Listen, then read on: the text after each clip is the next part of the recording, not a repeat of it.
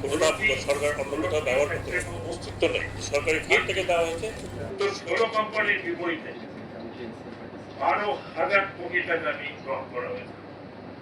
অনেক ক্ষেত্রে কিছু জায়গা সমমত রুটি ফ্যাক্টরি যার অস্তিত্ব নেই তার বিপরীতে 12,000 কোটি টাকা ঋণ গ্রহণ করা হয়েছে।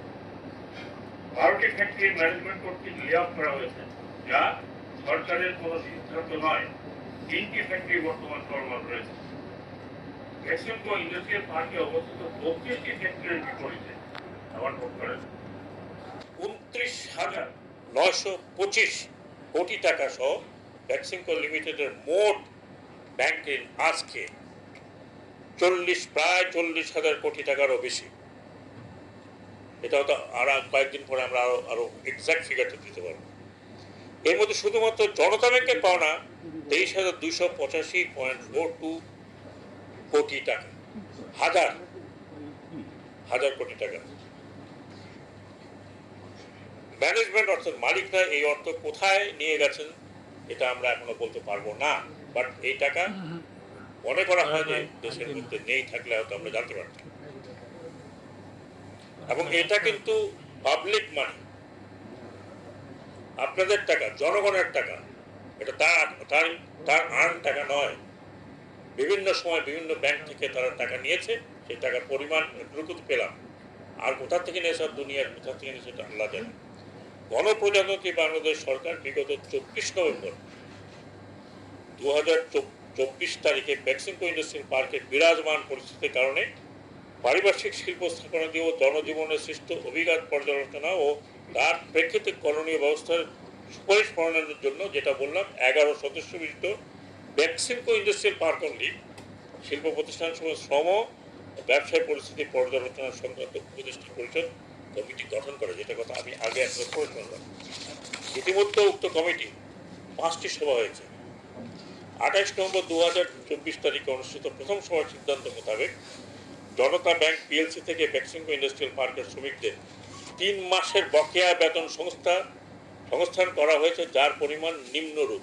প্রশ্ন হচ্ছে, সেপ্টেম্বর 2024 মাসের বকেয়া বেতন 55 কোটি টাকা, নভেম্বর 2024 মাসের বকেয়ার বেতন 58.67 কোটি টাকা, ডিসেম্বর 2024 মাসের বকেয়া বেতন 49.76 কোটি টাকা, জানুয়ারি মাসের 2025 বেতন উপদেষ্টা পরিষদের অন্তর্বর্তী সিদ্ধান্তের আলোকে প্রদান করার প্রস্তুতি রয়েছে। আমরা এখনো বসেই আলোচনা করতে পারি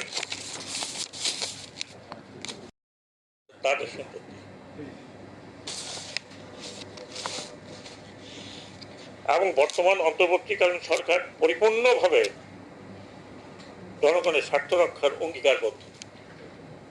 আমরা অনেক সফট হয়েছি, আমাদেরকে দোষ দেবেন না।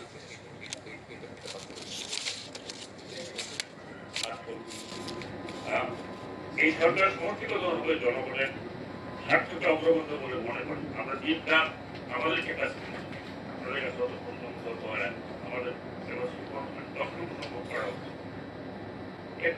আরেকটি ডিটেল আপনাদের দিই, আগে যেগুলো বলেছেন তাছাড়াও আপদকালীন পরিস্থিতি মোকাবেলার জন্য অর্থ বিভাগ করতে 50 কোটি টাকা এবং সরকারের কেন্দ্রীয় তহবিল 10 কোটি শ্রম মন্ত্রণালয়কে 10 কোটি টাকা সুদ মুক্ত ঋণ বিতরণ করা হয়েছে।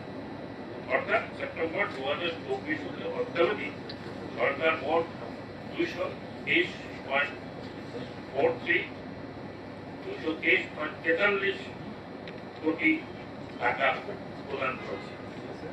অত্যধিক ঋণগ্রস্ত অবস্থায় ফ্যাক্টরিগুলো চালানোর জন্য কোনো ব্যাংকই তাদের নতুন করে ঋণ দিতে পারছে না। কারণ এই ঋণের জন্য সমস্ত ব্যাংকগুলো একেবারে মানে আমি বলবো জড়াচ্ছেন। আপনারা ডাকেন 1 লাখ টাকা উঠে গেলেও আপনাদের কাছে প্রশ্ন করেন এভাবে যেমন অনেক ব্যাংক বলে ভাই কিন্তু পারবো না। কারণ একটা সেক্টর বাধিত রয়েছে, কিন্তু আমরা জানি না এটা কবে তারা করতে পারবে। কারণ ফার্স্ট চার্জ হচ্ছে ব্যাংকের, আমার রাইট বসে ফার্স্ট চার্জ ব্যাংকের। কারণ ব্যাংক এই যে 23,000 কোটি টাকা বা 24,000 কোটি টাকা দিয়েছে, আমি বললে কি ওই অ্যাসেন্টগুলো আমাকে দেবে, গভর্নমেন্টকে দেবে না। আগামী 28 জানুয়ারি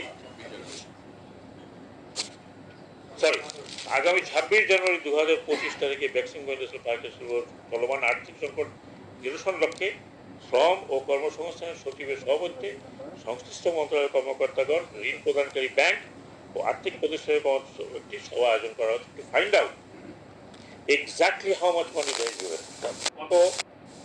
কত বন্ধকি রেখেছে। আমরা যতটুকু জানি বন্ধকি নাকি একবার বলেছেন 1000 প্লাস। তিনটা আমি বললাম আমরা কিন্তু একটা ইন প্রিন্সিপাল এগ্রি করেছিলাম, যে এখনো করেছি, যে এটা সম্পূর্ণভাবে বন্ধ করে সবার যে তার জন্য পরিশোধ করে তাদেরকে অ্যাবজর্ব করার যতখানি প্রচেষ্টা হবে শ্রম মন্ত্রণালয় এবং অন্যান্য মন্ত্রণালয়, এখানে কমার্স উপদেষ্টা আছেন, তিনিও বলেছেন যতদূর সম্ভব যাদের কারণ যেটা স্কিল লেবার দে ওয়ার্ক, তাদেরকে অ্যাবজর্ব করার আমরা চেষ্টা করছি। তারপরেও এত কিছু করার পরেও উস্কানি দেওয়া হয়েছে। সেই উস্কানি ভিতরের থেকে না বাইরের থেকে না কোথার থেকে, আজ না বেরোলো কালকে বেরোবে। আর আমি আবার বলছি, আমাদের একটা প্রাইম ইন্ডাস্ট্রি, এই ইন্ডাস্ট্রিকে ক্ষতিগ্রস্ত করার জন্য এখন অনেক ফোর্সেস আর ওয়ার্কিং। আমি যদি আপনারা ডিটেল চান, এখানে পুরা দেওয়া আছে জনতা ব্যাংক থেকে একেবারে সমস্ত ক্রেডিট টোটাল 29,925 কোটি টাকা শুধুমাত্র টেক্সটাইল অফ বেক্সিমকো। তাহলে আপনারা বুঝেন যে আমি ডিটেল দিলাম এই কারণে যাতে আপনারা এই ডিটেলটা দেখতে পারেন আর জনগণকে জানাতে পারেন ইট ইজ দেয়ার মানি, তাদের টাকা লুট করা হয়েছে এবং সেই কারণে এখন এটা বন্ধ আছে। সরকারের কোনো এমন কোনো ইয়ে নাই যে বন্ধ করে দিয়ে আমরা অত্যন্ত আনন্দিত হব, কারণ বন্ধ না করতে পারলে এটা যদি চালাইতে পারতাম তাহলে হয়তো আমরা আরো মানে ভালোভাবে এই আর্নিংটা পেতাম। কিন্তু এই পুরাটা আপনারা দেখেন, পুরা যদি তৈরি করা হয়েছে যাতে এই টাকাটা লুট করতে পারে। আই এম শিওর যে এই অবস্থা যদি চলতে থাকে, আমাদের যদি দেওয়া যায়, তাহলে আমরা অন্তর্বর্তীকালীন পরবর্তীতে পার্মানেন্ট সরকারের কোনো প্রয়োজন বড় লুটপাট দেবো, মানে লোকের সঙ্গে লুটপাট হবে, আর কেউ কিছু বলবেন না, ইয়োর মানে আপনাদের টাকা, আপনাদের পকেট, আপনাদের কর দেওয়া টাকা, আপনাদের কষ্ট পরিশ্রম করার টাকা।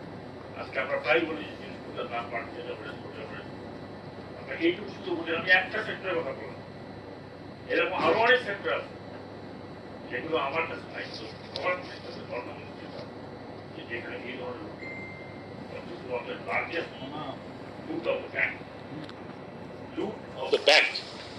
আমাকে যদি জিজ্ঞেস করেন তাহলে আমি এটাই টানবো, লুট অফ দ্য ব্যাংক। এটার সাথে কি শুধুমাত্র ওরাই জড়িত ছিল? যে আমাদের কমার্স উপদেষ্টা মনে করেন সেকেন্ড লার্জেস্ট, এদের ফার্স্ট লার্জেস্ট বলি এই কারণে এই শুরু করছে, তো বাকিরা পরে তারা ফলো করে পলিটিক্যালি লার্জ।